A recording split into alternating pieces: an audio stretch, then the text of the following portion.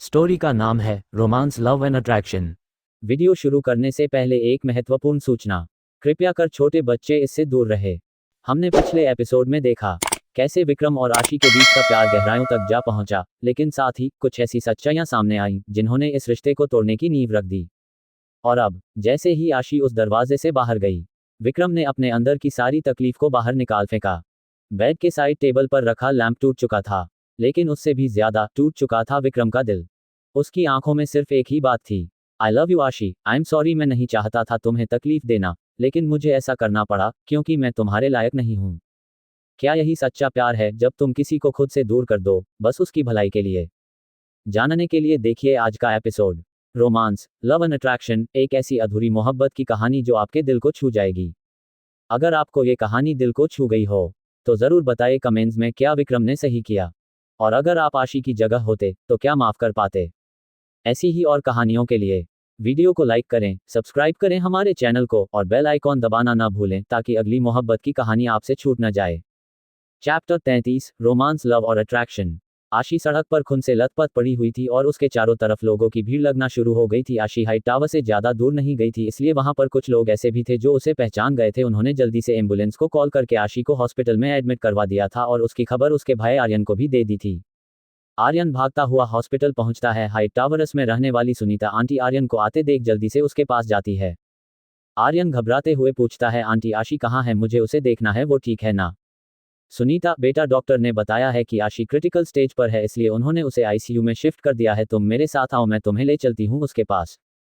वहीं दूसरी तरफ आशी इस वक्त जिंदगी और मौत से लड़ रही है। इस बात से अनजान विक्रम अपने दुख को कम करने के लिए बार में आ गया था, जहां वो शराब के नशे में धुत होकर अपने सारे गम भुलाना चाहता था। इस बार का ऑनर और कोई नहीं बल्कि विक्रम के सटेप डैड यशराज सक्सेना थे। विक्रम एक के बाद एक बोतल खाली करते जा रहा था। उसने हद से ज्यादा शराब पी रखी थी। वह का मैनेजर, जो विक्रम को काफी अच्छे से जानता था, उसने ज्यादा शराब पीने से कई बार विक्रम को रोकने की कोशिश की थी, लेकिन विक्रम ने उसकी बात नहीं मानी थी।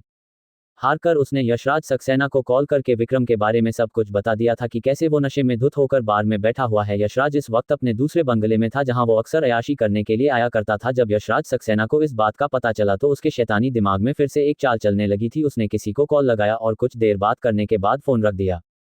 तेरी माँ और बहन को तो मैंने कब का अपने काबू में कर लिया था विक्रम, और अब तेरी बारी है। तुम्हारे बाप ने जो कुछ भी तुम्हारे नाम पर छोड़ा है ना, जिससे तू बिल्कुल अनजान है, और मैं उस प्रॉपर्टी को हासिल करने में कामयाब नहीं हो पाया था। देख अब कैसे मैं तेरा सब कुछ तुझसे छीन कर अपने बेटे के नाम पर कर दूंगा। यशराज मन ही मन ये सोचकर मुस्कुरा रहा था, तभी संजना वहां पर आकर उसे पीछे से गले लगा लेती है। यशराज पीछे पलटता है और संजना को हॉट नाइटी में देखकर उसकी हवस बढ़ने लगती है। यशराज उसे सोफे पर गिरा देता है और कुछ ही पलों में संजना की सिसकियों की आवाज पूरे हॉल में गूंजने लगती है। बार में विक्रम नशे में धुत होकर टेबल पर अपना सर रख कर लेटा हुआ था। तभी कोई लड़की उसके पास आती है। किसी अनजान लड़की को विक्रम के पास खड़ा देखकर बार का मैनेजर उसके पास आता है। क्या मैं जान सकता हूँ आप कौन हैं? वो लड़की कॉन्फिडेंट होकर कहती है, मैं इनकी गर्लफ्रेंड हूँ, मुझे यशराज अंकल ने यहाँ भेजा है। क्या आप किसी को भेजकर इन्हें मेरी कार तक ले जाने में हेल्प कर सकते हैं? वो मैनेजर हॉ में सिर हिलाता है और दो वेटर को ऑर्डर देता है कि वो विक्रम को ले जाकर उस लड़की की कार तक छोड़ दे। 2 हफ्ते पहले जब हिना उस लड़के का मास्क हटाकर देखती है तो वो हैरान हो जाती है, क्योंकि उसके सामने और कोई नहीं बल्कि अर्जुन खड़ा था। अर्जुन मुस्कुराते हुए उसे देख रहा था। वीडियो में आगे बढ़ने से पहले आपको मैं बता दूं, ये जो मेरी कहानी है ये कहानी नहीं, एक एहसास था जो आज अपने अंजाम तक पहुंच गया है। ये इस कहानी का आखिरी वीडियो है, लेकिन कहानियां यहीं खत्म नहीं होती। अगर आपको ये सफर पसंद आया हो तो 100 लाइक्स देकर अपना प्यार जरूर दिखाएं। और हाँ, सब्सक्राइब करना ना भूलें, क्योंकि कल एक नई कहानी लेकर आएंगे, एक नया राज, एक नई मोहब्बत और नए जज्बात के साथ। तो इंतजार कीजिए, क्योंकि अगला पैल एक और दिल को छू जाने वाली कहानी के नाम होगा। ये देखकर हिना शर्मा कर अपनी पलकें झुका लेती है। अर्जुन को यह देखकर उसके चेहरे पर रौनक लौट आई थी। उसे सुजन की कही बात अब सच लगने लगी थी। वो समझ गई थी कि अर्जुन सिर्फ उसके लिए यहाँ तक आया है। उसका मन कर रहा था कि वो अभी अर्जुन को अपने प्रेग्नेंट होने के बारे में बता दे, लेकिन इतनी बड़ी बात वो अर्जुन से कैसे कहे ये उसे समझ नहीं आ रहा था, क्योंकि उनके बीच अभी भी बहुत दूरियां थी। इसलिए हिना ने ये डिसीजन लिया कि यह से अपना सारा काम खत्म करने के बाद जब वो वापस लौटेगी तब सबसे पहले वो अपने और अर्जुन के बीच की ये दूरियां खत्म करने की कोशिश करेगी। वही ड्रिंक पीने के कुछ देर बाद ही रेहान को जरूरत से ज्यादा ही नशा चढ़ने लगा था। इसके साथ ही उसे अपनी बॉडी में अजीब सी बेचैनी महसूस होने लगी थी, लेकिन इन सब चीज़ों को इग्नोर करके रेहान टीना को ढूंढने में लगा हुआ था। वो उसे कहीं भी दिखाई नहीं दे रही थी। अब उसके कदम भी डगमगाने लगे थे। ये देखकर शनाया उसके पास आते हुए कहती है, रेहान सर, मुझे लगता है आपको नशा चढ़ने लगा है। आपको अब अपने रूम में जाकर आराम करना चाहिए। अपनी बात कहते हुए शनाया अपने दोनों हाथों से रेहान को संभालती है और उसे अपने रूम की तरफ ले जाने लगती है। वो अभी अपने रूम की तरफ पहुंची ही थी कि तभी उसे अपने पीछे से आवाज़ सुनाई देती है, रुको। ये आवाज़ सुनते ही शनाया घबरा कर पीछे देखती है। सामने टीना खड़ी थी। टीना, मिस शनाया, क्या मैं जान सकती हूँ आप मेरे बॉस को अपने रूम में क्यों ले जा रही है? अपनी बात कहते हुए टीना अपने दोनों हाथ बांधकर शनाया की तरफ देखने लगती है। इससे पहले कि शनाया कोई जवाब देती, रेहान टीना की तरफ अपने लड़खड़ाते कदमों से बढ़ने लगता है और उसकी कमर को अपने दोनों हाथों में भरते हुए उसके कानों पर किस करते हुए कहता है, कहाँ चली गई थी तुम? मैं कब से ढूंढ रहा था, तुम मुझसे भागकर अपनी पनिशमेंट से बच नहीं सकती है। टीना जान चुकी थी कि रेहान अपने होश में नहीं है, इसलिए वो उसकी सारी बातों को इग्नोर करके किसी शेरनी की तरह उसे खींचते हुए लिफ्ट में ले जाती है। इस वक्त टीना डरी सहमी नहीं बल्कि बहादुर लड़की लग रही थी। वो थी भी ऐसी ही, लेकिन हालातों ने उसे खामोश बना दिया था। इस लिफ्ट में उन दोनों के अलावा और कोई नहीं था। रेहान की बेचैनी बती ही जा रही थी। वो टीना के होठों से लेकर उसके सीने तक अपने होठों से सहला रहा था और टीना बार बार उसे रोकने की कोशिश कर रही थी। सर, हम दोनों लिफ्ट में हैं, आप कुछ देर रुक जाए। टीना की ये बात सुनकर रेहान उससे 2 कदम दूर होता है और उसे अपनी नशीली आंखों से देखने लगता है। तभी लिफ्ट का डोर ओपन होता है। रेहान टीना का हाथ पकड़कर उसे खींचते हुए अपने रूम में ले जाता है। वो टीना के पास आकर अपने घुटनों पर बैठता है और उसकी साड़ी की पल्लू खिसकाकर उसकी पतली कमर को अपने होठों से चूमने लगता है। ये एहसास महसूस होते ही टीना अपनी आंखें बंद कर लेती है। रेहान धीरे से उसकी साड़ी की प्लेट को खोल देता है और अगले ही पल उसे अपनी गोद में उठाकर बेड पर लेटा देता है। आज टीना की आंखों में वो दर्द नहीं था जो हमेशा होता था, बल्कि आज टीना रेहान को अलग ही नज़र से देख रही थी। वो रेहान की नेकेड पीठ को अपनी बाहों में कस लेती है और अपनी आंखें बंद करके उस वक्त के बारे में सोचने लगती है जब वो रोते हुए अपने कमरे की तरफ जा रही थी। तब उसने देखा कि कुछ आदमी मिलकर खुराना को उठाकर ले जा रहे थे। उसकी हालत देखकर टीना समझ गई थी कि खुराना की इस हालत के पीछे रेहान का ही हाथ है। ये समझाते ही उसके चेहरे पर मुस्कुराहट लौट आई थी और वो अपने आंसू पोंछती हुई रेहान को ढूंढने वापस पार्टी हॉल में चली गई थी। लेकिन जब रेहान उसे नहीं मिला तब अपने कलीग से पूछने पर उसे पता चला कि शनाया रेहान को लेकर गई है। ये पता चलते ही टीना बिना एक पल की देरी करे शनाया को ढूंढने में लग गई।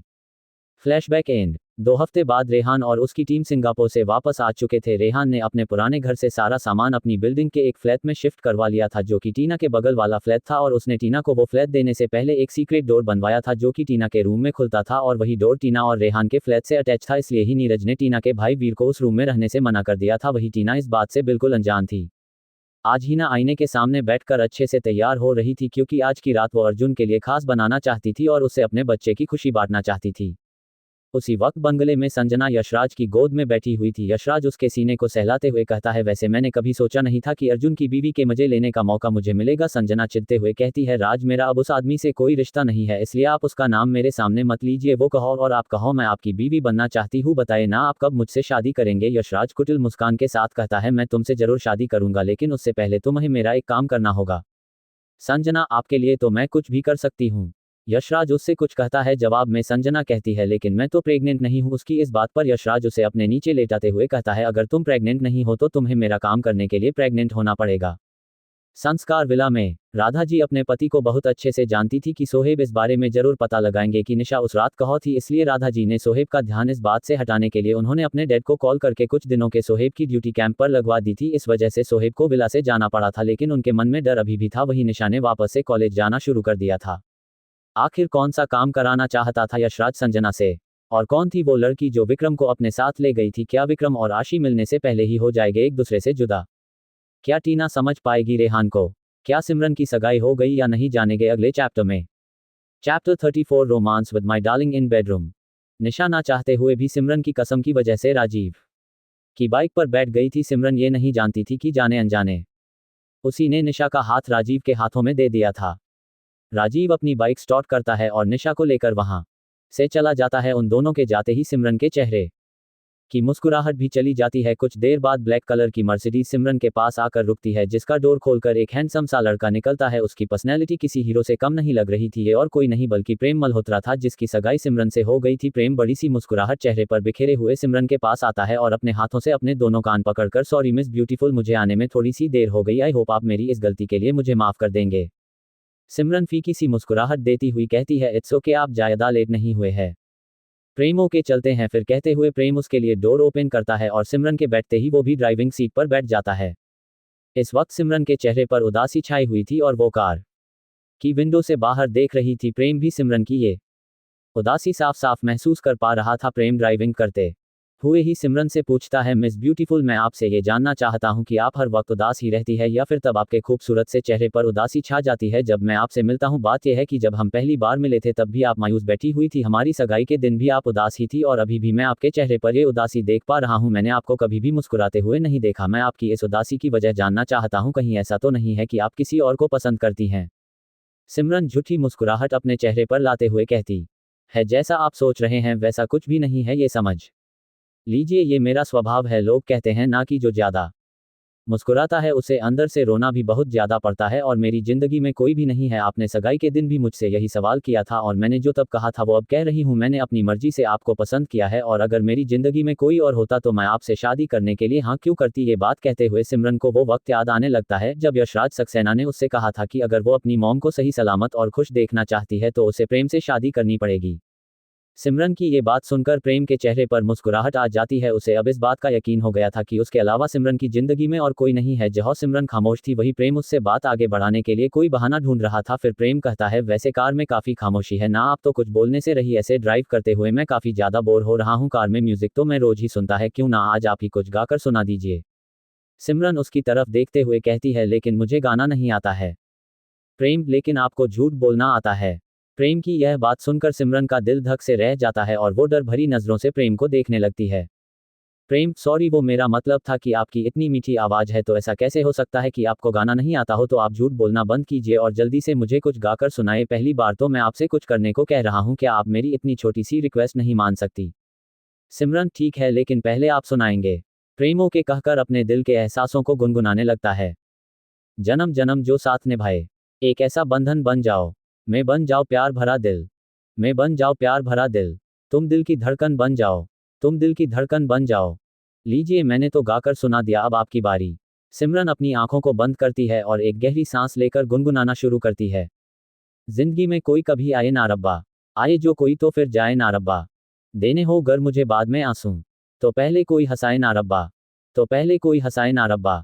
सिमरन के गाने में भी दर्द झलक रहा था और उसकी बंद आंखों के सामने बार बार आर्यन का चेहरा आ रहा था। कितनी अजीब बात थी वो किसी और के साथ और उसके ख्यालों में कोई और था।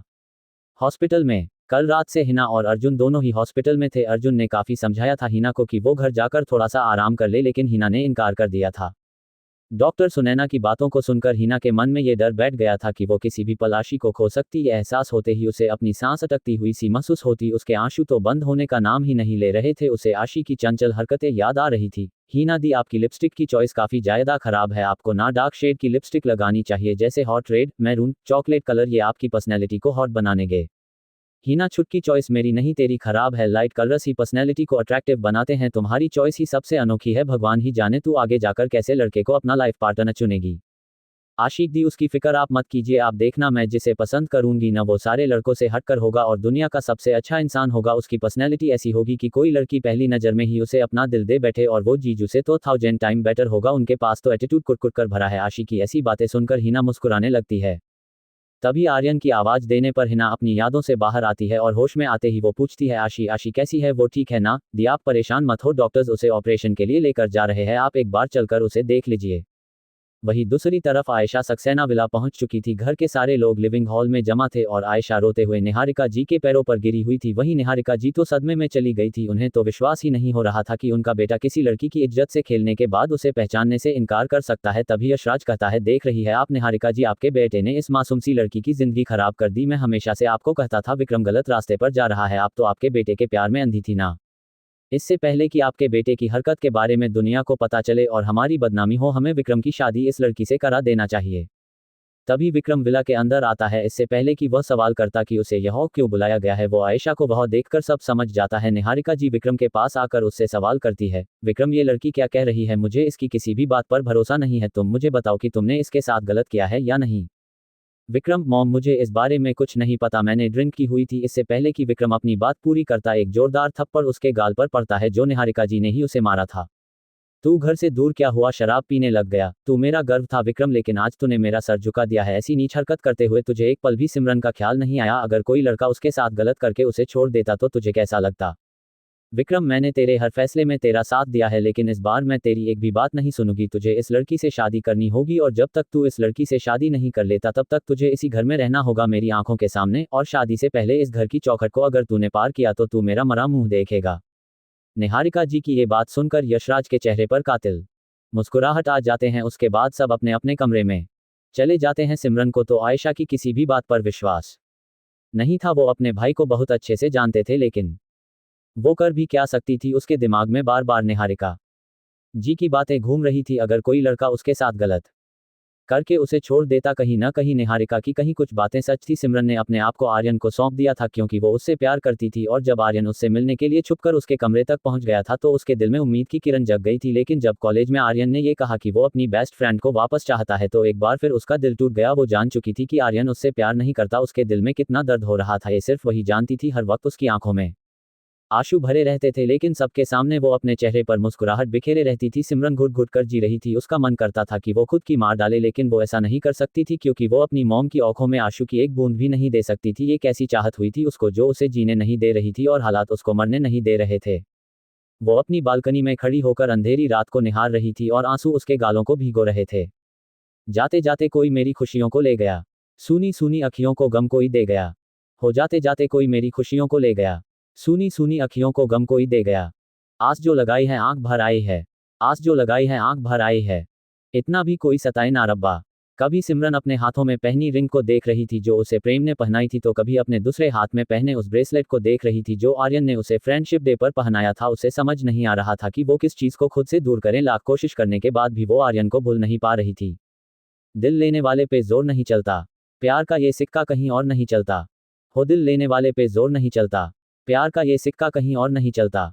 याद तेरी आई है तू हर जाई है, याद तेरी आई है तू हर जाई है। इतना भी कोई तड़पाए ना रब्बा, जिंदगी में कोई कभी आए ना रब्बा। आए जो कोई तो फिर जाए ना रब्बा। देने हो गर मुझे बाद में आंसू, तो पहले कोई हंसाए ना रब्बा, तो पहले कोई हंसाए ना रब्बा। आरएस अपार्टमेंट में रेहान अपनी कार पार्किंग में पार्क कर देता है। कार के रुकते ही टीना उतरकर जाने लगती है। वो लिफ्ट के अंदर एंटर करती है तो वो ये देखकर हैरान हो जाती है कि रेहान भी उस लिफ्ट में आ गया है, लेकिन वो कुछ कहती नहीं। जब लिफ्ट टीना के फ्लोर पर रुकती है तो वो रेहान को देखकर कहती है, good night sir and thank you मुझे यहाँ तक ड्रॉप करने के लिए। अब आप जाएं, मैं यहाँ से चली जाऊंगी। लेकिन रेहान कुछ नहीं कहता है, इसलिए बिना आगे बढ़ जाती है। जब वो अपने फ्लैट के पास पहुंचती है तो फिर से पलट कर देखती है तो उसे रेहान भी अपनी तरफ आता हुआ दिखाई देता है। उसे लगता है कि रेहान उसके घर आना चाहता है, इसलिए टीना जल्दी से डोरबेल बजाने लगती है और डोर के खुलते ही जल्दी से अंदर जाकर दरवाजा बंद कर लेती है। टीना को ऐसी हरकत करते देख वीर कहता है, दी आपकी हरकत देखकर ऐसा लग रहा है जैसे कोई आपके पीछे पड़ा हो। कोई है क्या बाहर जो आपको परेशान कर रहा है? आप मुझे बताओ, मैं उसकी टांगे तोड़ दूंगा। टीना, वीर तू अपनी फिल्मी दुनिया से बाहर आ जा, ऐसा कुछ भी नहीं, तू जा जाकर अपनी पढ़ाई कर। टीना की ये बात सुनकर वीर मुंह बनाते हुए अपने कमरे में चला जाता है। टीना किचन में देखती है तो नीरज वहां पर खाना बना रहा था। वो सबसे पहले जाकर अपने पापा से मिलती है और कुछ देर उनसे अपने दिल की बातें करती है। फिर वो अपने कमरे में आकर अंदर से डोर लॉक करती है और अपनी सारे दिन की थकान मिटाने के लिए बाथरूम में शावर लेने के लिए चली जाती है। नहाने के बाद वो अपने शरीर पर टॉवल लपेटकर जैसे ही अपने रूम में आती है, सामने देखकर उसकी धड़कनें थम सी जाती है और वो अपनी ही जगह पर फ्रीज हो जाती है, क्योंकि उसके बेड पर रेहान अपने एक पैर पर दूसरा पैर रखकर बड़े आराम से बैठा हुआ था। क्या विक्रम की शादी आयशा से हो जाएगी और आशी मौत से जंग जीत पाएगी, या हार जाएगी, या इन दोनों की प्रेम कहानी अधूरी रह जाएगी? और तो कैसे करीब आएंगे दोनों एक दूसरे के? क्या आर्यन को इस बात का एहसास हो पाएगा कि उसके दिल में भी सिमरन के लिए मोहब्बत है? क्या राजीव और निशा के दिल में दस्तक देगी मोहब्बत? आगे की कहानी और भी ज्यादा एक्साइटेड होने वाली है। 35 रोमांस लव और अट्रैक्शन पार्ट 35। नहाने के बाद वो अपने शरीर पर टॉवल लपेटकर जैसे ही अपने रूम में आती है, सामने देखकर उसकी धड़कनें थम सी जाती है और वो अपनी ही जगह पर फ्रीज हो जाती है, क्योंकि उसके बेड पर रेहान अपने एक पैर पर दूसरा पैर रखकर बड़े आराम से बैठा हुआ था और उसकी तरफ देखकर स्माइल कर रहा था। टीना अपनी पलकें बार बार झपकाने लगती है। उसे अभी भी यकीन नहीं हो रहा था कि रेहान उसके कमरे में है। वो अपने कदम डोर की तरफ बढ़ाती है और उसे अच्छे से चेक करती है। डोर अभी भी उसी तरह लॉक था। फिर टीना पलट कर देखती है तो अब उसका बेड खाली था। वो अपने मन में सोचती है, मैं आजकल रेहान सर के बारे में कुछ ज्यादा ही सोच रही हूँ, इसलिए मुझे वहम हुआ होगा वो यहाँ कैसे आ सकते हैं। ये सोचकर टीना अपनी अलमीरा के पास जाती है और अपने कपड़े निकाल कर पहनने लगती है। तभी उसे अपनी कमर पर दो सख्त हाथ महसूस होते हैं। वो डर से चीखने ही वाली होती है कि तभी रेहान झटके से उसे पलटकर उसके लबों पर अपने लबों को रख देता है और टीना की चीख उसके गले में ही अटक कर रह जाती है। रेहान उसे काफी देर तक ऐसे ही किस करता रहता है और जब वो उसके होठों से अलग होता है तब टीना गहरी सांसें लेते हुए उससे पूछती है, सर आप मेरे कमरे में कैसे आए? मुझे याद है मैंने अंदर से डोर लॉक किया था। रेहान अपनी एरोगेंट वॉइस में कहता है, तुम्हारी इतनी हिम्मत कब से हो गई कि तुम मुझसे सवाल करो? ये फ्लैट मैंने ही तुम्हें दिया है और मेरा जब मन करेगा तब मैं यहाँ आऊंगा। फिर वो टीना को ऊपर से लेकर नीचे तक स्कैन करते हुए कहता है, वैसे मुझे बहुत भूख लगी है। टीना हैरानी से अपनी बड़ी बड़ी आंखें करके रेहान को देखती है, फिर हकलाते हुए कहती है, सर प्लीज आप वो सब यहाँ मेरे साथ मत कीजिए। रेहान उसकी आंखों में देखते हुए कहता है, मुझे पता है टीना, मैं बहुत ज्यादा हैंडसम हूँ, मुझे देखकर तुम अपने आप को कंट्रोल नहीं कर पाती, लेकिन हर वक्त तुम्हें मुझसे वो सब एक्सपेक्ट नहीं करना चाहिए। मैंने तो तुमसे कहा था कि मुझे भूख लगी है, तुम मेरे लिए खाना लाने की जगह मुझसे गंदी गंदी बातें कर रही हो। कैसी लड़की हो तुम? टीना हैरानी से अपना मुंह खोले रेहान की बातें सुन रही थी। अब तुम अपना मुंह खोले क्यों खड़ी हूं? मैं दोबारा से तुम्हें किस नहीं करूंगा। मैं थक गया हूं, अब अपना मुंह बंद करो जल्दी से और मेरे लिए खाना लेकर आओ। मुझे बहुत भूख लगी है, वरना मैं तुम्हारे खिलाफ कोर्ट में केस करूंगा कि तुमने मेरा रेप किया है और उसके बाद भी मुझे खाना नहीं दे रही हो। तुमने मेरी इज्जत लूटी है टीना, मुझे किसी के लायक नहीं छोड़ा, इसलिए आज से तुम्हें मेरी सारी जिम्मेदारी उठानी पड़ेगी। रेहान अपनी पॉकेट से एक पेपर निकालता है और उसे टीना को दिखाते हुए कहता है, ये रही मेडिकल रिपोर्ट जिसमें साफ साफ लिखा है कि मेरा रेप हुआ है और वो तुमने किया है मेरे साथ। तुमने मेरी इज्जत लूटी है टीना, तुम्हें मैं इतनी आसानी से नहीं छोड़ूंगा। तुम्हें पता है ना मेरी पहुंच कितनी ऊपर तक है? अगर तुम जेल चली गई फिर तुम्हारे भाई और पापा का क्या होगा? टीना, लेकिन सर मैंने तो कुछ। रेहान सीरियस टोन में कहता है, क्लोज योर माउथ, तुम मेरी सेक्रेटरी हो इसलिए मैं तुम पर केस नहीं करूंगा, लेकिन तुम्हें सजा तो मिलेगी और वो ये होगी कि तुम्हें मेरा सारा काम करना होगा। मुझे रात में सुलाना होगा और सुबह उठाओगी भी तुम। मुझे नहलाना, कपड़े पहनाना, मेरे लिए खाना बनाना और खिलाना, मेरा सारा काम तुम्हें करना पड़ेगा। रेहान की ये सारी बातें सुनकर टीना को चक्कर आ जाता है और वो बेहोश होकर रेहान की बाहों में ही झूल जाती है और रेहान टीना को अपनी बाहों में थामकर उसके मासूम से चेहरे को देखने लगता है। उसके चेहरे पर प्यारी सी मुस्कान आ जाती है। संस्कार विला में रात के 11 बजे बज चुके थे, लेकिन निशा सोने की जगह अपने कमरे में कुछ ढूंढ रही थी। इसके साथ ही उसकी आंखों से आंसू बहते जा रहे थे। निशा अपनी ड्रेसिंग टेबल में देखती है तो उसे वो चीज मिल जाती है जिसे वो जाने कब से ढूंढ रही थी और वो था सुई धागा। वो जल्दी से बेड पर बैठती है और अपना दुपट्टा उठाती है जिसके कोने में एक गॉड बंधी हुई थी। निशा उसे खोलती है जिसमें उसका टूटा हुआ मंगलसूत्र था। वो सुई में धागा डालकर उन मोतियों को पिरोने लगती है, साथ ही में उस याद में खो जाती है जब ये मंगलसूत्र टूटा था। दिन में निशा जब ये देखती है कि राजीव उसे उसके घर की तरफ नहीं ले जा रहा है तो वो उससे पूछती है, राजीव आप मुझे कहाँ ले जा रहे हैं? लेकिन राजीव निशा के इस सवाल का कोई जवाब नहीं देता, उल्टा वो अपनी बाइक की स्पीड तेज कर देता है। अब तक निशा राजीव से थोड़ी डिस्टेंस पर बैठी हुई थी, लेकिन स्पीड बढ़ने पर वो डरकर राजीव की शर्ट को कसकर थाम लेती है। कुछ देर बाद जब बाइक रुकती है तब निशा चैन की सांस लेती है। राजीव, बैठी रहोगी या उतरोगी भी?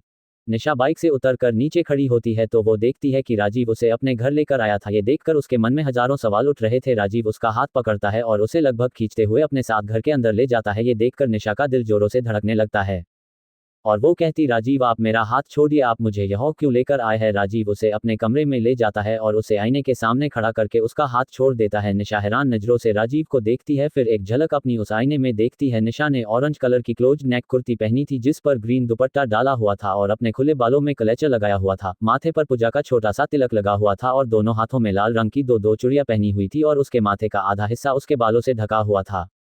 निशा असमंजस में राजीव को देख रही थी। उसे समझ नहीं आ रहा था कि राजीव ने उसे आईने के सामने क्यों खड़ा किया है। राजीव अपना हाथ आगे बढ़ाता है और निशा के माथे पर रखे बालों को हटाता है। ये देखकर निशा घबराकर राजीव से एक कदम पीछे हट जाती है क्योंकि उसने अपनी मांग में राजीव के नाम का सिंदूर लगाया हुआ था जो तब राजीव ने देखा था जब कॉलेज के बाहर हवा के झोंके से निशा के बाल उसके माथे से हट गए थे। निशा को पीछे हटता देख राजीव उसके करीब आने लगता है और निशा अपने कदम पीछे करते करते दीवार से जा लगती है। राजीव अब उसके बेहद करीब आ चुका था। ये देखकर निशा ने अपनी आंखें कसकर बंद कर ली और उसकी आंखों से आंसू की एक बूंद छलककर उसके गालों पर लुढ़क गई। राजीव ने निशा की कुर्ती को हल्का सा साइड में किया और राजीव ने वो देखा जो उसने सोचा था। निशा के गले में वही मंगलसूत्र था जो राजीव ने उसे पहनाया था। राजीव ने एक झटके से उसके मंगलसूत्र को खींच लिया जिससे वो टूट गया और उसके सारे काले मोती फर्श पर बिखर गए। निशा ने आह के साथ अपनी आंखें खोली। जब उसने उन मोतियों को फर्श पर बिखरा हुआ देखा तो उसे ऐसा लगा जैसे किसने उसके दिल को चाकू से छलनी कर दिया हो और उसकी आंखों में आंसुओं का सैलाब छलछला उठा। वो कभी अपनी भीगी पलकों से फर्श पर पड़े उन मोतियों को देखती तो कभी राजीव को।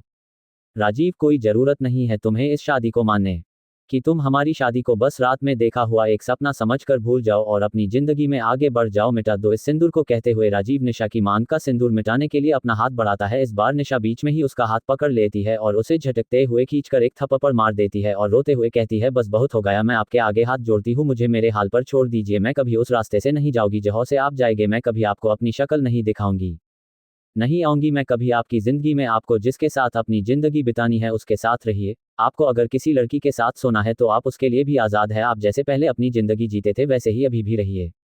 राजीव बस चुपचाप खड़ा उसकी सारी बातें सुन रहा था। बस मेरी आपसे इतनी सी गुजारिश है कि मुझे मेरे हाल पर छोड़ दीजिए। आप मुझे मत बताइए कि मुझे क्या भूलना चाहिए और क्या क्या याद रखना चाहिए। आप हमारी शादी को सपना समझकर भूल जाए, लेकिन मैं नहीं भूल सकती क्योंकि मैंने अपनी सबसे कीमती चीज़ उस दिन खो दी और वो थी मेरी इज्जत। और आप चाहते हैं कि आपके कह देने से मैं भूल जाऊंगी। आपकी हिम्मत कैसे हुई मेरा मंगलसूत्र तोड़ने की। आप हर काम अपने मन का करते हैं, ये भी नहीं देखते कि वो सही है या गलत, भले ही उसकी वजह से किसी की जिंदगी क्यों ना खराब हो जाए। आपको क्या फर्क पड़ता है। आप चले जाए मेरी नज़रों के सामने से, मुझे कुछ पल अकेला छोड़ दीजिए प्लीज़, मुझे कुछ वक्त दे दीजिए ताकि मैं खुद को संभाल सकूं। कुछ देर बाद मैं अपने आप घर चली जाऊंगी। राजीव बिना कुछ बोले कमरे से बाहर निकल जाता है और निशा फर्श पर अपने घुटनों के बल बैठकर रोने लगती है। वो कमरे को देखती है तो सब कुछ अभी भी वैसे ही फैला हुआ था, जहां फर्श पर जली हुई कैंडल्स पड़ी थी और बेड पर गुलाब की पंखुड़ी जो अब सूख चुकी थी। यहाँ तक बिस्तर में अभी भी वही सिलवटें थी जो उस रात पड़ी थी। वो चादर जिसे निशा ने अपने शरीर पर लपेटा था वो भी कमरे के उस कोने में पड़ी थी जहां निशा छोड़कर गई थी। ये सारी चीजें निशा के घाव को ताज़ा कर रही थी। कुछ पल ऐसे ही बैठने के बाद निशा अपने आंसू पोंछती है और अपने मंगलसूत्र के मोतियों को फर्श से चुनकर अपने दुपट्टा की गॉट में बांध लेती है। इसी के साथ वो अपनी याद से बाहर आ जाती है। अब तक उसने अपना मंगलसूत्र नए धागे में जोड़ लिया था। सक्सेना विला में सुबह का वक्त, सभी लोग डाइनिंग टेबल पर ब्रेकफास्ट करने के लिए आ गए थे, लेकिन वहाँ पर विक्रम अभी तक नहीं आया था। स्वाति यशराज की प्लेट में ब्रेकफास्ट सर्व करते हुए कहती है, वैसे मैंने सोचा नहीं था कि भाई साहब ऐसी घटिया हरकत किसी लड़की के साथ कर सकते हैं। ये बात सुनकर निहारिका जी को काफी ठेस पहुंचती है।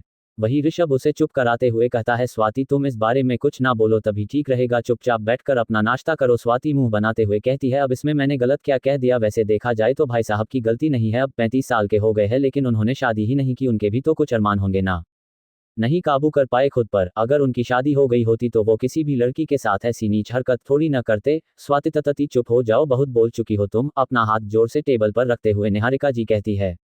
उनकी इतनी तेज आवाज सुनकर इस बार स्वाति खामोश हो जाती है और अपने मन में उन्हें कोसते हुए कहती हैं, कुछ दिन रुक जा बुढ़िया, तुझे तो मैं बहुत जल्दी ठिकाने लगाऊंगी। विक्रम तैयार होकर वहां पर आता है। आज उसने ब्लैक आउटफिट पहना था जिसमें वो काफी ज्यादा अट्रैक्टिव लग रहा था। उसके एक्सप्रेशन एकदम नॉर्मल थे, जैसे कुछ हुआ ही ना हो। वो चेयर पर बैठकर अपनी प्लेट लगाने लगता है और वही पास में खड़े तेजा को ऑर्डर देते हुए कहता है, तेजा टीवी ऑन करके न्यूज लगाना, जरा पता तो चले कि आज की ताज़ा खबर क्या है। तेजा यस सर बोलकर टीवी ऑन करके न्यूज सगा देता है, जिस पर न्यूज रिपोर्टर चिल्ला चिल्लाकर कह रही थी, ध्यान से देखिए इस लड़की को जिसे पुलिस गिरफ्तार करके ले जा रही है। इस लड़की की नाम आयशा है। ये नाम सुनते ही सभी की नज़र टीवी स्क्रीन पर चली जाती है और सभी हैरान हो जाते हैं क्योंकि स्क्रीन पर आयशा दिखाई दे रही थी जिसके हाथों में हथकड़ी थी और 2 लेडीज कांस्टेबल उसे अपने साथ घसीटते हुए ले जा रही थी। ये सीन देखकर विक्रम के चेहरे पर एविल स्माइल आ जाती है और वो एक नज़र यशराज को देखता है जिसके चेहरे की हवायां उड़ी हुई थी।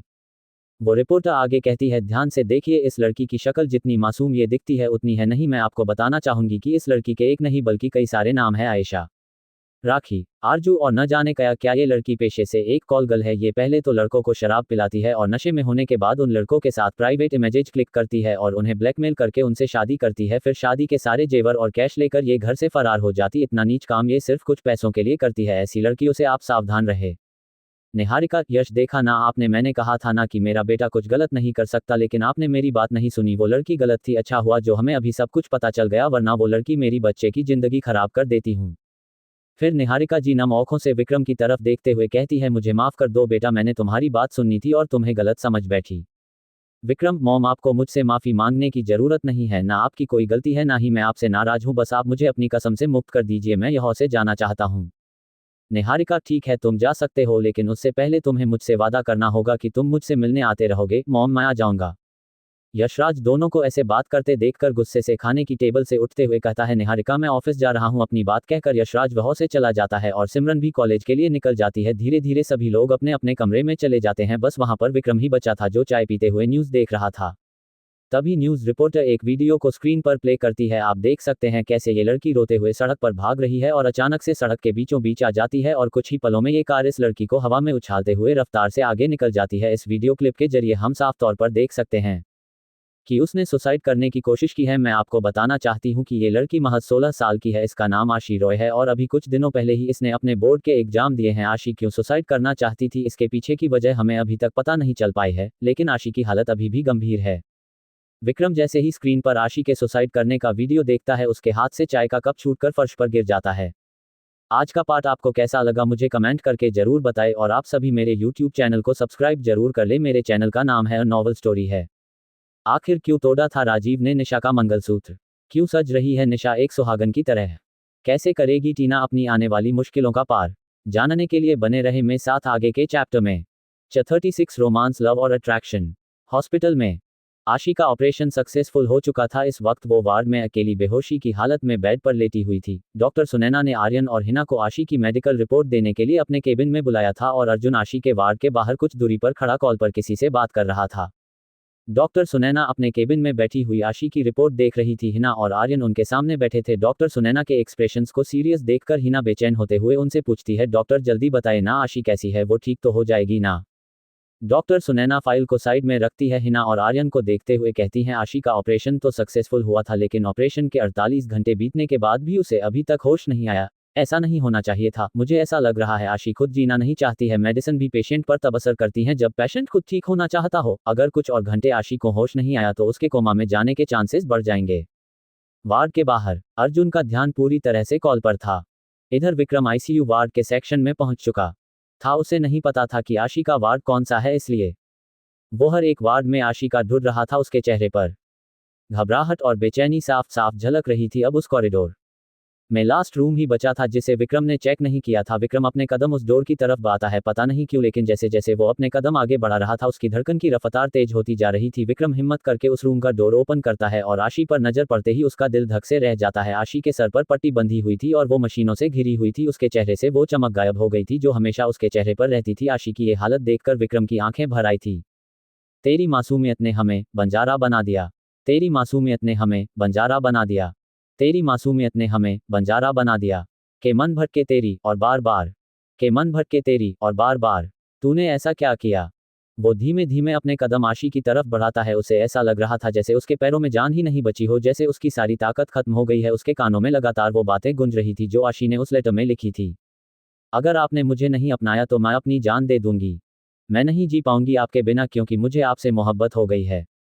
आज आशी जिस हालत में थी उसका जिम्मेदार विक्रम खुद को समझ रहा था। वो आशी के बेड के पास रखी बेंच पर बैठ जाता है और बहुत हिम्मत करके आशी का हाथ अपने हाथों में थामता है और उसके मुरझाए हुए चेहरे को देखने लगता है। उसका दिल आशी को खो देने के डर से अंदर ही अंदर रो रहा था। वो आशी से बात करना चाहता था, उसे कहना चाहता था कि वो उसे छोड़कर ना जाए। वो कहना चाहता था कि हाँ मैं भी तुमसे मोहब्बत करता हूँ, लेकिन वो कुछ नहीं बोल पा रहा था, बस नम आंखों से आशी को देखता जा रहा था। पता नहीं था प्यार में इतना मीठा दर्द होता है।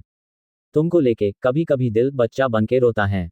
पता नहीं था प्यार में इतना मीठा दर्द होता है। तुमको लेके कभी कभी दिल बच्चा बन के रोता है। तेरी पहली नज़र ने हमें खुद से जुदा किया। तेरी पहली नज़र ने हमें खुद से जुदा किया। हो मन भटके तेरी और बार बार। हो मन भटके तेरी और बार बार। कि तूने ऐसा क्या किया? कुछ देर उसे यूं ही देखने के बाद विक्रम हिम्मत करके अपना हाथ आशी के गालों पर रखता है। आशी आशी अपनी आंखें खोलो ना, देखो मैं आ गया तुम्हारे पास। आशी मुझे माफ कर दो। मैं जानता हूं मैं बहुत बुरा हूं। मैंने तुम्हें इतनी तकलीफ पहुंचाई कि तुमने मेरी वजह से इतना गलत कदम उठा लिया। मैं कभी भी तुम्हें तकलीफ नहीं देना चाहता था, लेकिन तुम मेरी बात ही नहीं समझ रही थी। मैंने सोचा था कि तुम मुझसे नाराज हो जाओगी, मेरी उस हरकत से तुम मुझसे नफरत करने लगोगी और धीरे धीरे मुझे भूल जाओगी, लेकिन मैंने कभी ये नहीं सोचा था कि मेरी उस हरकत की वजह से तुम अपनी जान देने की कोशिश करोगी।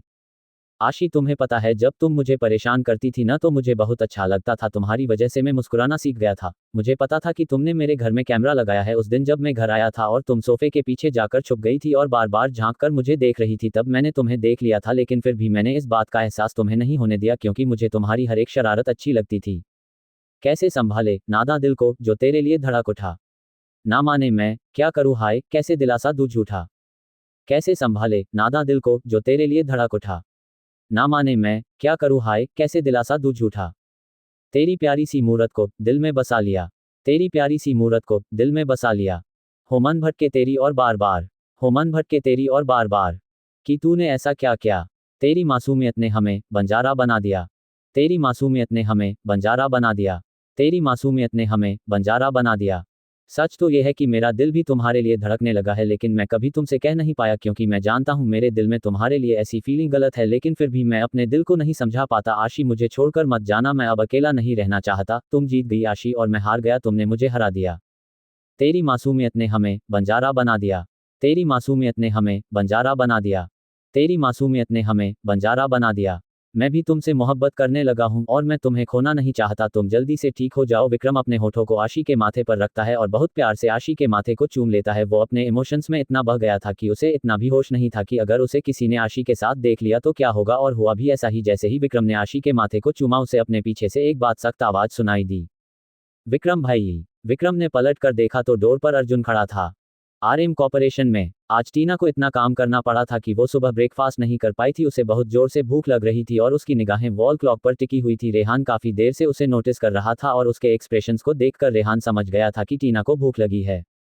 रेहान, मिस टीना, अगर आप वॉल क्लॉक को देख चुकी है तो प्लीज मेरे लिए ऑफिस कैंटीन से खाना ऑर्डर कर दीजिए। लंच टाइम हो गया है और मुझे काफी भूख लग रही है। टीना, यस सर, मैं अभी कर देती हूँ। आप मुझे बताइए कि आप आज लंच में क्या खाना चाहेंगे। रेहान उसकी तरफ सरकास्टिकली स्माइल करते हुए देखता है। वैसे आज तो तुम मुझे खाना खिलाने वाली हो ना, तो तुम अपनी पसंद का ही ऑर्डर कर दो। तुम्हारे हाथों से तो मैं जहर भी खा लूंगा। टीना के चेहरे पर उदासी आ गई थी। वो रेहान के डेस्क पर रखे टेलीफोन से रेहान के लिए खाना ऑर्डर करती है। रेहान उसे बीच में इंटरप्ट करते हुए कहता है, अपने लिए भी ऑर्डर कर लो। मैं नहीं चाहता कि तुम कैंटीन जाकर 2-3 घंटे खाना खाने में लगाओ क्योंकि तुम्हें अभी बहुत काम करना है मेरा। कहते हुए रेहान वॉशरूम में चला जाता है। टीना अपने लिए भी खाना ऑर्डर कर देती है और वहीं पर खड़े होकर कुछ सोचने लगती है। तभी रेहान बाथरूम से बाहर निकलते हुए कहता है, अब तुम यहाँ खड़ी क्यों हो, जाकर हैंड वॉश करो। कुछ देर बाद रेहान और टीना केबिन में ही लगे सोफे पर बैठे हुए थे। उनके सामने खाने में रायता, बैगन का भरता, रोटी और कड़ी चावल रखा हुआ था और मीठे में रसमलाई थी। सारी चीजें टीना एक प्लेट में निकालने लगती है और रेहान खाने को देखकर अजीब सा मुंह बना रहा था क्योंकि ना तो उसे बैगन का भरता पसंद था और ना ही कड़ी चावल, लेकिन फिर भी वो कुछ नहीं कहता है क्योंकि ये खाना टीना की पसंद का था। टीना खाने का एक कोर रेहान की तरफ बढ़ाती है। रेहान खाने के साथ शरारत से टीना की उंगली भी काट लेता है, जिससे टीना की हल्की से आह निकल जाती है और वो नम आंखों से रेहान की तरफ देखने लगती है और अपने मन में कहती है, सर आप क्यों कर रहे हैं मेरे साथ ऐसा? आप तो हिना मैम से प्यार करते हैं, तो फिर ये सारी चीजें आप मेरे साथ क्यों करते हैं? क्या आपको नहीं पता कि मेरे पास भी एक दिल है और आपकी इन हरकतों से मुझे खुशी नहीं बल्कि तकलीफ होती है क्योंकि मैं सिर्फ आपकी रखेल हूँ। मुझे ऐसे एहसास मत दिलाइए जिससे मुझे ये गलतफहमी हो जाए कि आप मुझसे प्यार करते हैं और उसके बाद आप ही मेरे दिल को हजारों टुकड़ों में तोड़ दे। वहीं अपने केबिन में बैठा राजीव लैपटॉप में अकाउंट्स मैनेज कर रहा था। तभी उसका कलीग शुभम, जो कि राजीव का काफी अच्छा दोस्त था, वो उसके केबिन में आता है। शुभम, अरे मैनेजर साहब, और कितना काम करेंगे आप? लंच टाइम हो गया, चलिए कैंटीन में चलते हैं खाना खाने। राजीव लैपटॉप पर कुछ टाइप करते हुए ही कहता है, कैंटीन क्यों? तुम्हारी वाइफ ने आज खाना नहीं भेजा क्या तुम्हारे लिए? शुभम, अरे भेजा है लेकिन मुझे घर का बना खाना पसंद नहीं है। तू चलना यार, कैंटीन चलते हैं, कुछ बढ़िया सा ऑर्डर करेंगे। राजीव, नहीं यार, आज मैं खाना लेकर आया हूँ। रोज रोज कैंटीन में खाऊंगा तो मेरी आधी सैलरी खाने में ही खर्च हो जाएगी और तुझे तो पता है ना कि हर महीने मैं गांव जाता हूँ माँ पापा को खर्चे के लिए पैसे देने, आने जाने में भी काफी खर्चा लग जाता है, कुछ बचता ही नहीं है मेरे पास। शुभम, खाने के पैसे मैं दे दूंगा, उसकी चिंता तू मत कर। राजीव उसे बीच में ही रोकते हुए कहता है, प्लीज तू अकेले चला जा, मैंने कहा ना मेरा मन नहीं है, तू मुझे फोर्स मत कर। शुभम, मेरे भाई तू एक काम कर, शादी कर ले, अपने लिए एक अच्छी सी बीवी ले आ जो तुझे रोज खाना बना कर देगी, क्योंकि मुझे पता है कि तू टिफिन में आज भी खिचड़ी ही लाया होगा। रोज रोज एक ही चीज खाकर तेरा मन नहीं उबता है। ठीक है, तुझे नहीं जाना तो मैं अकेला जा रहा हूँ। उसके जाने के बाद राजीव हैंड वॉश करके आता है और अपना टिफिन खोलकर खिचड़ी खाने लगता है जो राजीव ने खुद बनाई थी। उसके दिमाग में शुभम की कही बात चल रही थी, तू अपने लिए अच्छी सी बीवी ले आ। शुभम की इस बात से राजीव की आंखों के सामने निशा का चेहरा घूम जाता है और वो उस दिन की यादों में खो जाता है जब वो निशा को अपने घर ले गया था। निशा की कहीं हर एक बात उसे याद आ रही थी। जब निशा के कहने पर वो उसे अकेला छोड़कर बाहर चला गया था। शाम के वक्त जब वो वापस घर लौटा था तो उसने अपने घर को अलग सा पाया था। उसे न तो फर्श पर टूटा हुआ मंगलसूत्र मिला था और ना ही बिस्तर पर बनी वो सिलवटें थी। बेड पर साफ चादर बिछी हुई थी जहां कुछ घंटे पहले उस घर में चारों ओर गंदगी फैली हुई थी। वहीं अब वो घर चमक रहा था, लेकिन निशा वहां से जा चुकी थी और बेड पर एक कागज रखा हुआ था जो निशा ने उसके लिए छोड़ा था। क्या लिखा था निशा ने उस कागज में? विक्रम को आशी के साथ इस तरह से देखकर क्या करेगा अर्जुन, और आगे क्या होगा जानिए नेक्स्ट चैप्टर में। और मेरी ये स्टोरी खत्म होने वाली है तो अब लास्ट चैप्टर में देखिए क्या होगा। 37 रोमांस। निशा की कहीं हर एक बात उसे याद आ रही थी। जब निशा के कहने पर वो उसे अकेला छोड़कर बाहर चला गया था। शाम के वक्त जब वो वापस घर लौटा था तो उसने अपने घर को अलग सा पाया था। उसे न तो फर्श पर टूटा हुआ मंगलसूत्र मिला था और ना ही बिस्तर पर बनी वो सिलवटें थी। बेड पर साफ चादर बिछी हुई थी जहां कुछ घंटे पहले उस घर में चारों ओर गंदगी फैली हुई थी। वहीं अब वो घर चमक रहा था। लेकिन निशा वहां से जा चुकी थी और वो अपने पीछे राजीव के लिए एक लेटर छोड़ गई थी जो बेड पर रखा हुआ था। राजीव उस लेटर को उठाता है और उसे पढ़ने लगता है। उस लेटर में लिखा था, मैं जानती हूँ आप मुझसे ये जानना चाहते थे कि मैंने अपनी मांग में सिंदूर क्यों लगाया है, अपने गले से वो मंगलसूत्र उतारा क्यों नहीं। सच कहो तो मैंने कोशिश की थी उसे उतारने की लेकिन मैं नहीं उतार पाई। मैं खुद नहीं जानती कि मैं क्यों अपनी मांग में आपके नाम का सिंदूर भरती हूँ तो मैं आपको क्या जवाब देती। आपने मेरे साथ गलत किया। मुझे आपसे नफरत करनी चाहिए, आपको सजा दिलानी चाहिए, लेकिन इसके उल्टा मुझे आप पर आपकी किस्मत पर दया आ रही है। आपने तो सिमरन से शादी करनी चाहिए थी क्योंकि आप उसे पसंद करते थे। आप सिमरन की मर्जी के बिना उसे किडनैप करके उससे शादी करना चाहते थे। लेकिन देखिए ना आपकी किस्मत कितनी खराब है। गलती से सिमरन की जगह मुझसे शादी हो गई। आपकी विश्वास नहीं होता मुझे कि आप इतने गिरे हुए इंसान हैं। आपने जाने अनजाने मेरी जिंदगी बर्बाद कर दी। वो मैंने बर्दाश्त कर लिया, लेकिन अगर अब आपने सिमरन के साथ ऐसा करने का सोचा तो इस बार मैं आपको माफ नहीं करूंगी। इसे आप धमकी ही समझेगा, इसलिए उसके साथ कुछ गलत करने की हिम्मत भी नहीं करना आप। और अगर किसी लड़की से आपको प्यार हो जाए ना तो उससे इकरार कीजिएगा। अगर वो लड़की न माने तो आप हार मत मानना, कोशिश करना, वो जरूर एक दिन आपके प्यार को समझेगी। लेकिन ऐसा किसी लड़की के साथ मत करना जो आपने मेरे साथ किया। और एक बात, मेरे पास ज़्यादा वक्त नहीं था इसलिए मैंने आटे का हलवा बनाकर किचन में रख दिया है। इससे पहले ठंडा हो जाए जाकर खा लीजिए क्योंकि दोबारा मेरे हाथ का बना खाना आपके नसीब में नहीं होगा। निशा। राजीव उस लेटर को पढ़ने के बाद उसे अपनी जेब में डाल लेता है और किचन की तरफ बढ़ जाता है। वहां भी सब साफ सुथरा था। राजीव चारों तरफ बड़े ध्यान से देख रहा था। तभी उसकी नज़र फर्श पर पड़ी पायल पर पड़ती है जो शायद काम करते वक्त निशा के पैरों से निकल गई थी। राजीव उसे उठाकर अपने पास रख लेता है और एक प्लेट में हलवा निकालकर वहीं पर खाने लगता है। वो ऐसे खा रहा था जैसे बरसों से भूखा हो, लेकिन तभी उसे अपनी जुबान पर नमक का स्वाद महसूस होता है। जब राजीव खाने को देखता है तब उसे एहसास होते है कि वो इस वक्त ऑफिस में बैठा अपनी खिचड़ी खा रहा था। राजीव स्पून अपने टिफिन में रखता है और अपनी शर्ट की पॉकेट से निशा की पायल निकालकर उसे देखने लगता है। हॉस्पिटल में विक्रम पलट कर देखता है तो उसके पीछे अर्जुन खड़ा था। अर्जुन को वहां पर देखकर विक्रम के मन में हजारों सवाल उठने लगते हैं क्योंकि वो नहीं जानता था कि आशी हिना की बहन है। तभी हिना और आर्यन भी वहां पर आ जाते हैं। आर्यन विक्रम को पहचानते हुए कहता है, आप तो हमारे फ्लैट के बगल वाले फ्लैट में रहते हैं ना, आप यहाँ क्या कर रहे हैं। आर्यन के इस सवाल का विक्रम क्या जवाब दें उसे समझ नहीं आ रहा था। तभी अर्जुन बीच में कहता है, आर्यन ये मेरे बड़े भाई हैं विक्रम। हिना तुम तो मिल चुकी हो ना इनसे। हिना हाँ में सर हिलाती है और विक्रम को हेलो बोलती है। हिना वो विक्रम भाई मुझसे मिलने आए थे, उन्हें कुछ जरूरी काम था मुझसे, और जब उन्हें पता चला कि तुम्हारी सिस्टर यहाँ पर एडमिट है तो भाई ने सोचा वह भी एक बार मिल लेते हैं आशी से। आर्यन, लेकिन आशी को तो अभी तक होश नहीं आया है। कहते हुए आर्यन आशी को देखता है तो उसकी आंखें खुली हुई थी। ये देखकर आर्यन खुश हो जाता है। हिना और आर्यन दोनों ही आशी के पास जाकर उसे गले से लगा लेते हैं। वही अर्जुन विक्रम के पास आता है और उसका हाथ पकड़कर उसे वहां से ले जाने लगता है। विक्रम बार बार पलटकर आशी को देख रहा था लेकिन आशी ने उसे एक बार भी नहीं देखा था। कुछ देर बाद अर्जुन और विक्रम एक हाई क्लास होटल के प्राइवेट केबिन में बैठे हुए थे। उन दोनों के आगे एक एक कॉफी का मग रखा हुआ था। दोनों ही खामोश थे। अर्जुन खामोशी तोड़ते हुए कहता है, भाई आप आशी के साथ क्या कर रहे थे और क्यों? मुझे कुछ समझ नहीं आ रहा है कि मैंने जो देखा वह मेरी आंखों का धोखा था या कुछ और, क्योंकि मुझे आपकी आंखों में आशी के लिए प्यार नजर आ रहा है। लेकिन भाई ऐसा कैसे हो सकता है? आई मीन वो तो अभी बहुत छोटी है भाई, वो सिर्फ 16 साल की है। मैं चाहता था कि आपकी जिंदगी कोई लड़की आए जो आपके अकेलेपन को दूर कर दे, आपकी जिंदगी खुशियों से भर दे, लेकिन आशी नहीं भाई, वो आपके लिए एक सही लाइफ पार्टनर नहीं है भाई। उसे तो अभी प्यार और शादी का मतलब भी सही से नहीं पता होगा। मुझे तो कुछ समझ ही नहीं आ रहा है कि मैं आपसे क्या कहूँ ना, आप बताएं ना भाई, क्या मैं जो सोच रहा हूँ वो सही है या गलत। विक्रम जो कब से खामोश बैठा अपनी खली आंखों से अर्जुन को देख रहा था वो कहता है, तू सही सोच रहा है अर्जुन। वही दूसरी तरफ आज एक बार फिर प्रेम सिमरन को कॉलेज लेने के लिए गया था ताकि वो उसके साथ कुछ हसीन लम्हे बिता सके, इसलिए आज प्रेम उसे लवर्स पॉइंट पर लेकर आया था। ये उस शहर की एक ऐसी जगह थी जहां पर अक्सर दो प्रेमी जोड़े एक दूसरे के साथ वक्त बिताने आते थे। चारों तरफ हरियाली थी और लगभग 2 किमी की डिस्टेंस पर कई सारी शॉप थी। Gift shop, ice cream parlour, restaurant, वहां पर कई सारे कपल्स थे। कुछ उन शॉप्स पर तो कुछ वहां से दूर अकेले में एक दूसरे के साथ वक्त बिता रहे थे। वही पास में ही प्रेम ने अपनी कार पार्क की थी। आज उदासी के साथ सिमरन के चेहरे पर घबराहट भी थी। उसे अजीब सी बेचैनी हो रही थी। वो कार से बाहर निकलती है और कुछ दूर पर पड़े एक पत्थर पर जाकर बैठ जाती है और सामने फैली हरियाली को देखने लगती है। आज का मौसम काफी सुहाना था। ठंडी ठंडी हवाएं चल रही थी जो बार बार सिमरन के दुपट्टे को उड़ा रही थी। प्रेम कार से निकलता है और सिमरन के पास जाने लगता है, तभी उसकी नज़र वही पास में ही बैठे एक कपल पर जाती है जो एक दूसरे को पैशनेटली किस कर रहे थे। ये सीन देखकर प्रेम के चेहरे पर हल्की सी मुस्कुराहट आ जाती है और वो अपने बालों में हाथ फेरते हुए सिमरन की तरफ बढ़ जाता है और उसके बगल में आकर बैठ जाता है और ये सोचने लगता है कि वो सिमरन को किस कैसे करे। संस्कार विला में आज निशा का ड्राइवर उसे कॉलेज पिक करने के लिए गया था। निशा की कार संस्कार विला में एंटर होती है। वो कार से उतरकर घर के मेन डोर की तरफ अपने कदम बढ़ा देती है, लेकिन जैसे ही वो अंदर जाने के लिए अपने कदम बढ़ाती है, कोई अचानक से उसका हाथ पकड़कर खींच लेता है, इससे पहले कि उसकी कोई उसके मुंह पर अपना हाथ रख देता है, जिससे उसकी चीख उसके गले में ही अटक कर ही रह जाती है। आप लोग बताएं कि आपको ये स्टोरी कैसी लगी। तो अगर आप इस स्टोरी पर 100 लाइक कंप्लीट करते हैं तो मैं इसका नेक्स्ट पार्ट जरूर लाऊंगा।